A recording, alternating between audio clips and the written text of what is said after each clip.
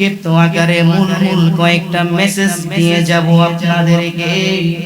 আজকে আহলে বায়াতের কথা বললে অনেকের গায়ের মধ্যে আগুন লাগে, কথা কোন ঠিক কিনা? আজকে মসজিদের মেম্বারের মধ্যে বৈশা ইয়াজিদের সাফাই গায় আছে না নাই? এই কথা কোন না আসেনি?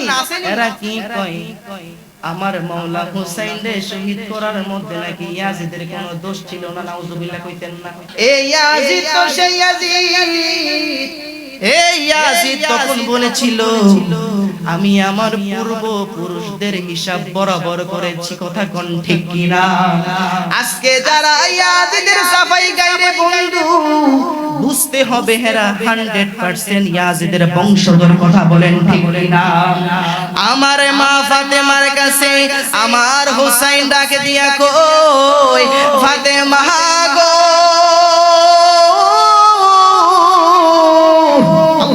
ও ফাতেমা গো, আপনি জানেননি আগামীকাল কিসের দিন? মা ফাতেমা ডাকে দিয়া কই, হুসাইন আগামীকাল তো ঈদুল ফিতরের দিন। ও আমার হুসাইন কেন কি হয়েছে? আমার হুসাইন তো ছোট বাচ্চা। আমার হুসাইন ডাক দিয়া কয় মা গো, আগামীকাল ঈদের দিনে কত বাবা তার সন্তানের হাতটা ধইরা গো নতুন জামা লাগাইয়া ঈদগাহের ময়দানে যাবে।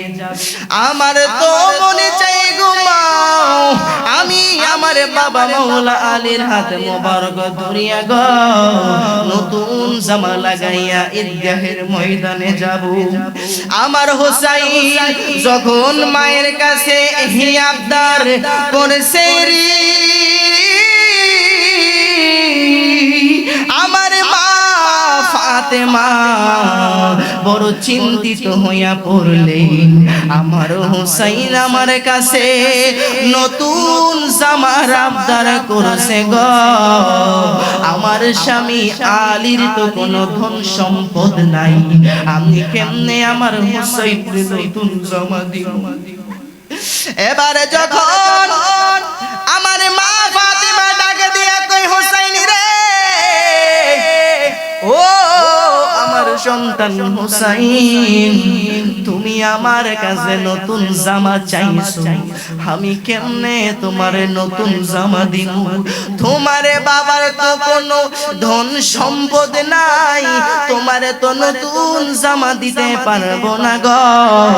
এবার আমার হুসাইন ডাক দিয়া কয় মা গো, আমি তো দুনিয়ার কোনো সাধারণ মায়ের সন্তান না,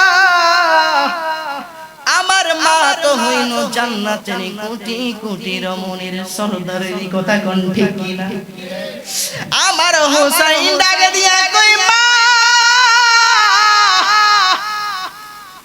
আমি তো দুনিয়ার কোন সাধারণ বাবার সন্তান না, আমার বাবা তো হইল বেলায়াতের সম্রাট, আমি তো কোন দুনিয়ার কোন সাধারণ নাতি না, আমার নানা তো হইল রাহমাতুল লিল আলামিন, আমি যদি শ্রেষ্ঠ নানার শ্রেষ্ঠ নাতি হয়ে যদি